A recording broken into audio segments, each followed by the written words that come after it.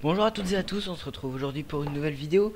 Alors dans cette vidéo, ce qu'on va faire, c'est qu'on va faire une critique tout simplement d'une vidéo de Astarion, anciennement Kirby 54, enfin même de deux vidéos. Alors en fait ça va consister tout simplement à regarder deux de ces vidéos et de couper quand tout simplement quand ça va pas fonctionner. Alors Nintendo Wolf avait déjà fait une vidéo similaire. euh, C'était sur la pipine quand il l'avait fait. Alors moi je ne vais pas faire sur la pipine. Donc on va regarder ça tout de suite. Alors j'ai préparé mes trucs évidemment. Bon, on va commencer par oulala, le vieux PC portable de vide-grenier. Cette vidéo vraiment d'une qualité, comme vous pouvez voir, il y en a qui, voilà, qui ont, qui ont essayé qui ont donné les pilotes, même si je pense qu'il ne s'est même pas fait chier à les réparer. Euh, Appuie sur CTRL dessus, ça servira à rien. Alors, on va commencer. Bonjour, comment allez-vous les abonnés de mon côté? On s'en fout. Le test du PC portable des années 90. Première chose, sur ce point-là, oui. Alors, je ne sais plus où est-ce que j'avais vu. Donc, voici le entre guillemets Wikipédia du compact qui va présenter. L'année de sortie, il me semble que c'est 98, un truc comme ça. Alors j'ai plus l'année de sortie en tête, mais il était sorti sur Windows 98, donc c'est soit 1998, soit 1999, voire 2000. Donc il ne se trompe pas beaucoup à ce niveau-là. Trouvé la semaine dernière au vide-grenier pour la modique somme de 5 €. Et honnêtement, envie de gagner, là on peut pas tester un ordinateur. Ouais, ok, oui, c'est sûr que 5 euros c'est une bonne affaire. Et que si tu t'y connais un petit peu, il y a moyen de toute façon de le refaire fonctionner parce que généralement ces ordinateurs-là sont très solides. Alors on continue. Au lieu de 10 €, le vendeur m'a certifié qu'il fonctionnait parfaitement. Alors là, comme il va le dire, oui, il faut pas toujours avoir une confiance suprême en les vendeurs de vide-grenier ou de brocante, ou vous appelez ça comme vous voulez. Mais oui, alors bien sûr que la personne ne va pas dire qu'il marche pas, même s'il y en a déjà eu des gens qui m'ont dit oui, cette chose ne marche pas. Ça, ce sont des gens honnêtes. Mais pour moi, quelque chose qui fonctionne, c'est l'ordinateur au moins qui démarre, qui affiche quelque chose. Pas forcément qui boot sur un système d'exploitation. Vous allez voir que c'est important. Encore une fois, il faut se méfier sur ce que disent Voilà, les vendeurs de il le dit vide-grenier. lui-même. C'est logique qu'ils vont pas nous sortir. Ah, vous inquiétez pas, le truc ne marche pas. Vous pouvez. Modèle Alors, Armada j'ai loupé la faute. est un PC portable de chez Compact. Non, pas de chez Compact. Compact, c'est écrit. Enfin, y a pas. C'est quand même écrit quoi, compact. C'est écrit compact, pas compact. Enfin bon, encore une faute de français quoi. C'est le modèle Armada et ça doit être le M700. J'avais vérifié en ouvrant. Ouais, voilà. Le Armada M700. C'était une entreprise spécialisée dans les PC de bureau et PC portables. Et ils ont coulé en 2006 d'après la fiche Wikipédia, mais impossible sur internet Alors, première chose, alors, attendez, j'attends de ce qu'il va dire. de trouver davantage d'informations sur ce modèle là. Alors, première chose, Compact n'a pas coulé, ils se sont fait racheter par HP. Deuxième chose, je crois que c'était même un peu avant 2006, mais on va pas chipoter là-dessus, j'ai pas fait mes recherches. Et pour trouver cette page, j'ai littéralement tapé, alors si ça veut bien, voilà. Voilà, tapez juste ça. Compact Armada M700 spec. C'est tout. Et hop, ensuite, tu vas sur le premier lien. C'est pas compliqué. On dirait que c'est compliqué pour lui. On a même les concurrents d'ailleurs, ça c'est cool. Ça c'est. Alors, je connaissais pas ce site d'ailleurs, c'est Specs Pro. Ça doit être sur les ordinateurs portables professionnels sans doute. Je me suis pas amusé à tout lire encore. Vous allez voir. Quand est-ce qu'il est sorti et pour quel prix? On va dire qu'à l'époque, les PC, ça coûtait aux alentours de 10 000 francs, ce qui représente 1 500 € et c'était une somme assez coquette. Ce n'était pas à la portée de... Alors, on va aller regarder ça.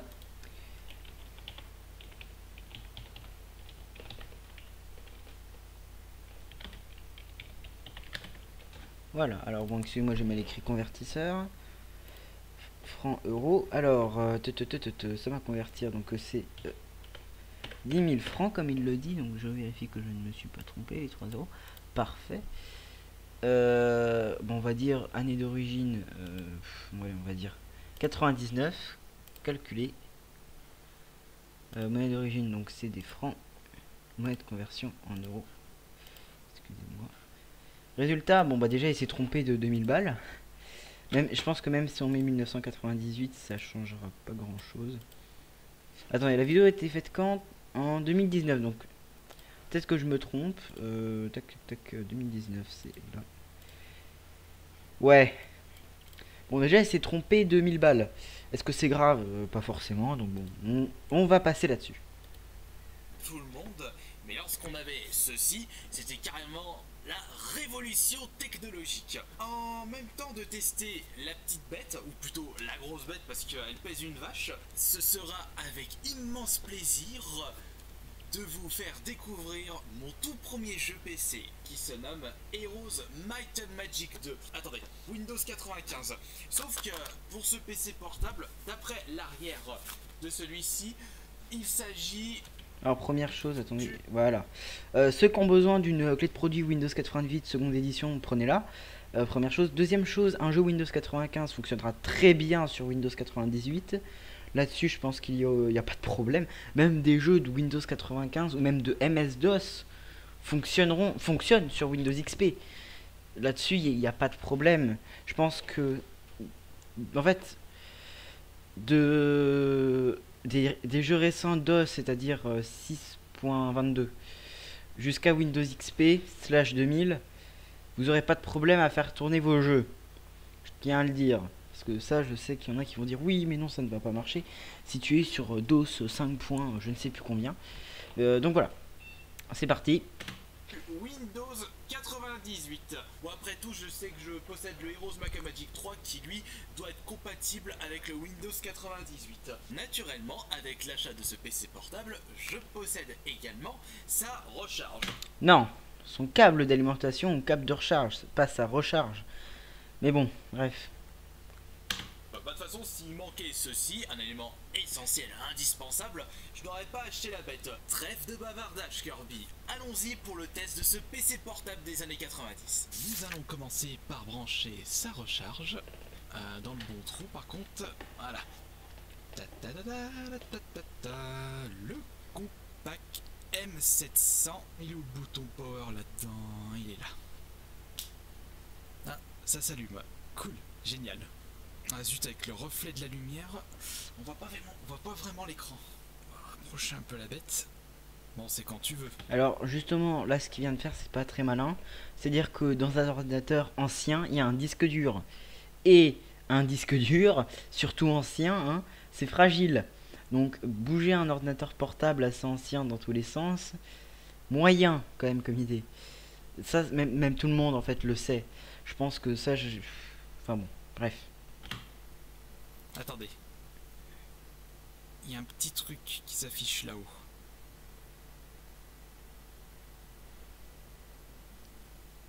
Oh, il s'agit très certainement du temps de chargement. Première chose, ce n'est pas le temps de chargement, c'est le comptage de la RAM. Comme d'ailleurs c'est expliqué en bas, je vous laisse aller regarder dans cette vidéo. Je mettrai les liens de la vidéo en description. Parce que oui, il y a 2 vidéos. Elle risque de faire pas mal de temps cette vidéo. Hein. Alors, ça c'est le comptage de la RAM. Donc sa pile de BIOS est morte et il doit avoir le même problème que moi. C'est-à-dire qu'il n'y a pas longtemps j'ai récupéré, c'est-à-dire vendredi, là on est mardi hein, pour ceux qui se demandent, j'ai récupéré un compact en déchetterie de l'ère Windows 98 /XP, mais je le mettrai soit sur 2000 soit sur 98 le mien. Enfin bref, on s'en fout. Bah, le problème c'est qu'en fait juste j'ai pas la pile de BIOS est morte en fait et c'est pas une pile standard comme pourrait y avoir dans des ordinateurs portables qu'on a aujourd'hui. C'est une pile propriétaire, enfin propriétaire non, c'est un truc qui a été fait que par Panasonic apparemment. Donc bon, sur ce point là il peut peut-être pas savoir, mais il aurait pu au moins se renseigner et tester avant sa vidéo. Elle n'est pas toute jeune. Je me souviens qu'avec mes vieux PC, plus le temps passait et plus c'était long à la détente au démarrage. Ça c'est toujours le cas aujourd'hui. Mais c'est assez long là. Bon, est-ce que j'ai le temps de faire une partie de Game Boy? Ah, ça y est. Je vais plutôt mettre ça. Voilà. On voit mieux comme ça. Voilà, c'est impeccable. En plus, c'est en anglais. Ça va pas m'aider. Alors honnêtement, je pense que l'anglais est très simple. Je ne suis pas quelqu'un qui est très bon en anglais de base, mais save, change, quand je fais du jeu vidéo, ça veut dire sauvegarder les changements. In your change, là c'est quasiment du français. Et computer setup, basiquement, genre vraiment là, tu peux pas faire ça. C'est quasiment du français. Ça aurait été de l'anglais avec des kilomètres de lignes. Même là, configuration option where automatically update. C'est pas compliqué. Le truc de Windows ça s'appelle Windows Update. Tu mets juste configuration update à côté, tu sais qu'il y a un truc qui a été changé. Une pièce ou un truc dans le BIOS. Et là notamment c'est le CMOS qui est mort. Donc la pile de BIOS. Donc encore une confirmation que c'est pour ça qu'il était très long cet ordinateur. Parce que je pense que, connaissant la personne qu'il est, il a dû partir à la déchetterie cet ordinateur malheureusement. Et ça, option Where Automatically Update, Total Memory Install, 327 680 kilobits. Save Change, Inner Change, Computer Setup, bon je vais faire Inner Save Change. Voilà. Il fait pas Inner, c'est déjà bien. Bootage en version 2.6, ouais alors là, si ça met autant de temps pour démarrer, on va pas s'en sortir. Oh non, la déception. Alors première chose, non, pas la déception parce que Windows XP est un très bon OS. Pas comme, enfin bon, bref. Et autre chose, il y aura toujours pas de problème avec tes jeux et surtout que cet ordinateur là, vous allez voir, c'est pour ça qu'il met un temps fou à démarrer. C'est-à-dire que là, on a encore 3 minutes où le PC ne démarre pas. Enfin allez, on va dire, ça, il coupe quand? À partir de 5 minutes, c'est-à-dire 2 minutes, où je crois qu'il y a même des cuts.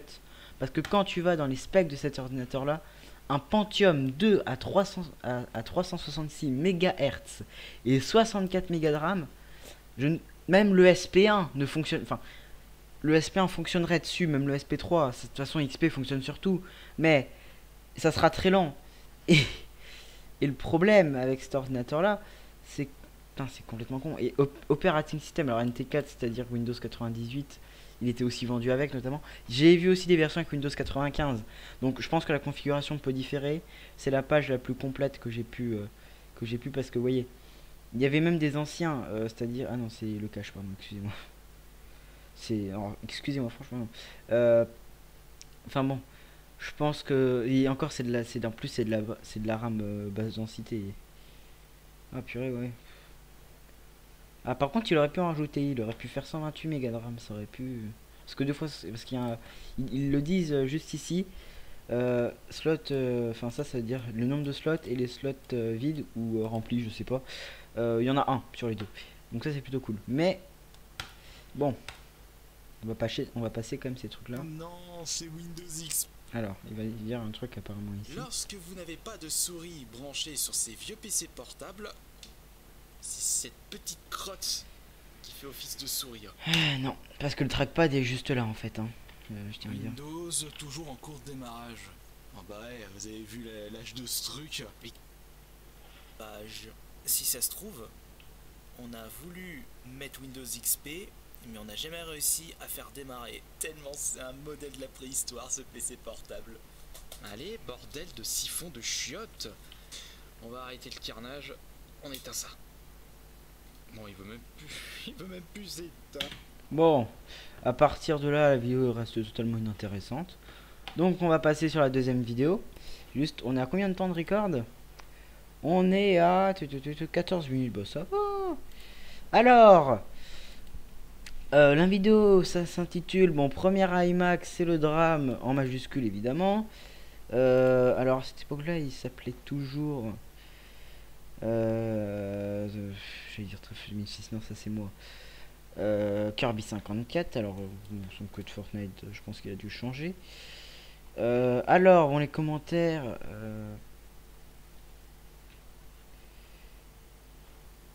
Attendez, comment ça? Normalement, l'iMac, normalement, dans la vidéo, ça fait... Oui. Ok. Le week-end dernier au vide-grenier. Et Alors, oui, pour ceux qui se demandent pourquoi est-ce que j'ai passé le début, c'est parce que ça n'a rien à voir. C'est un truc d'ASMR et je ne regarde pas d'ASMR. De mon tout premier iMac de vide-grenier et également mon tout premier iMac tout court, puisque je n'ai jamais... On ne dit pas iMac, on dit iMac. Enfin, je pense que c'est clair quand même. C'est marqué en gros dessus. Parce que bon, bah voilà quoi. Enfin, je suis désolé, à un moment dans la vie, faut pas être débile. Enfin, bon.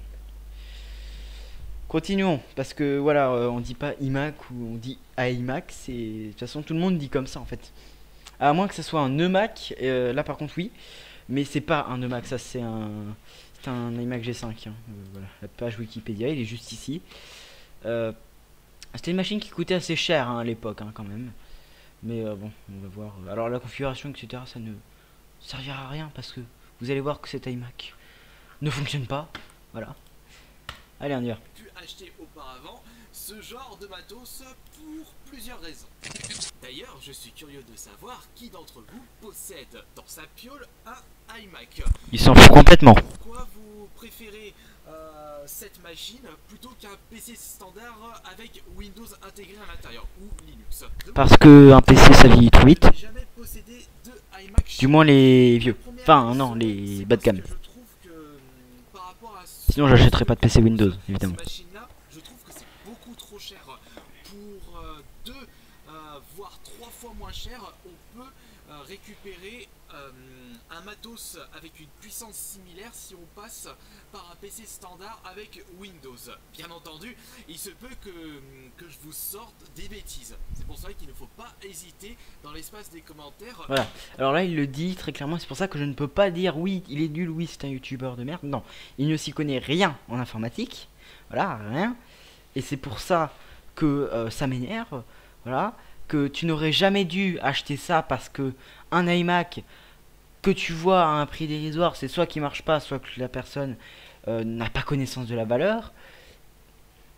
Et quand tu achètes ce genre de choses, tu le fais en connaissance de cause, c'est-à-dire tu te dis pas je vais sans doute perdre de l'argent, non, tu te dis je sais comment ça fonctionne un ordinateur, j'ai les capacités pour le réparer, je pourrais le réparer, et voilà, tu ne t'embêtes, enfin quand tu connais rien, c'est comme s'il se lançait dans le démontage entier de son moteur pour changer je sais pas quoi, une bielle, même la courroie de distribution, et qu'au final c'est pété.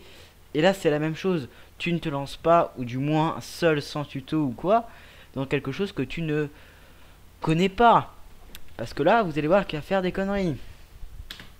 À me donner les véritables avantages de posséder un iMac chez soi. La deuxième raison, et ton avantage, tu peux te le mettre dans le fion profond, car c'est un iMac PowerPC, donc tu ne feras tourner que des très vieux jeux, et surtout des vieux systèmes d'exploitation de chez Apple. Je n'ai rien contre d'ailleurs, hein. Mais enfin quoi, c'est un vieux coucou ton truc. Parce que je pense que s'il l'aurait redémarré, il aurait craché dessus en mode c'est nul pour aller sur internet, évidemment.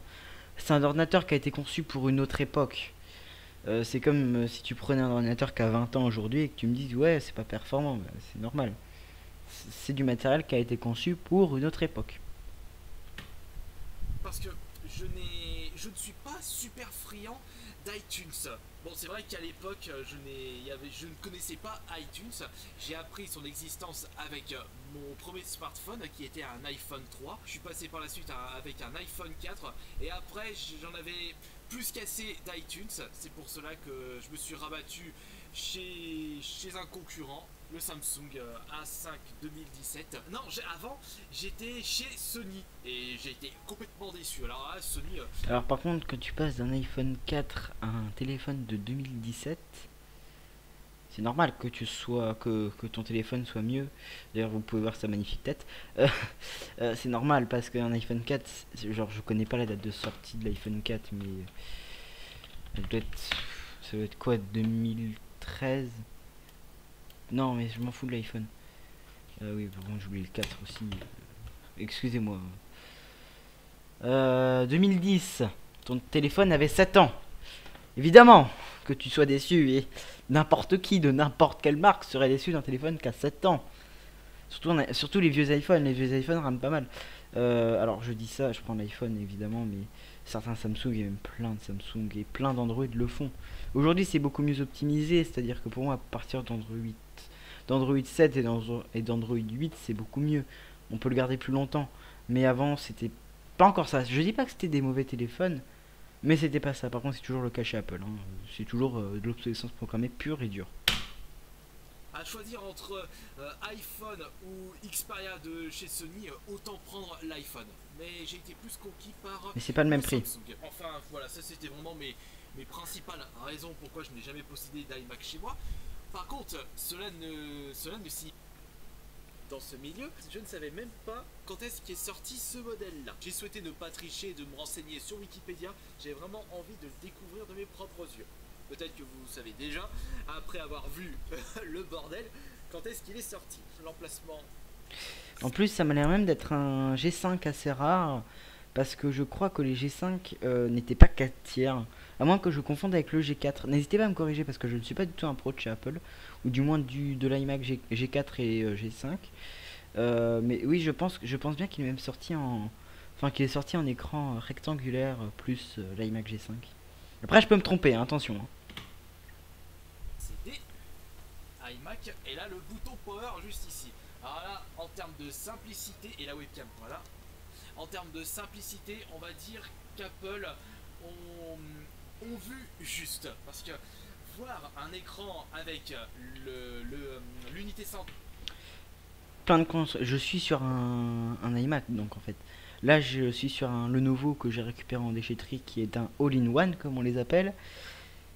C'est basiquement un iMac en beaucoup mieux parce que ça tourne sur Windows évidemment et que ça a un Core i3 et que ça coûtait moins cher.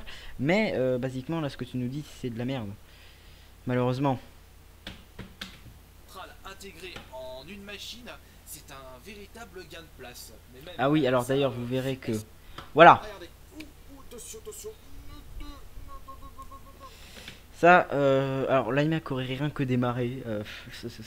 Le disque dur, je ne veux pas savoir dans quel état qu'il aurait été. D'ailleurs, vous pouvez voir qu'il ne le démarre pas hein, pendant 6 minutes. C'est du bavardage. Pour attendre, bien évidemment, les 10 minutes et avoir la double monétisation. Oh, bah c'est dommage ça. C'était pas fait exprès.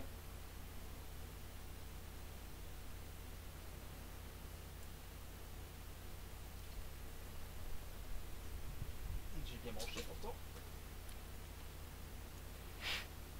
Ça me fait péter de rire en fait.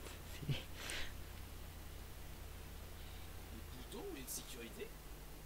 Tu l'allumes.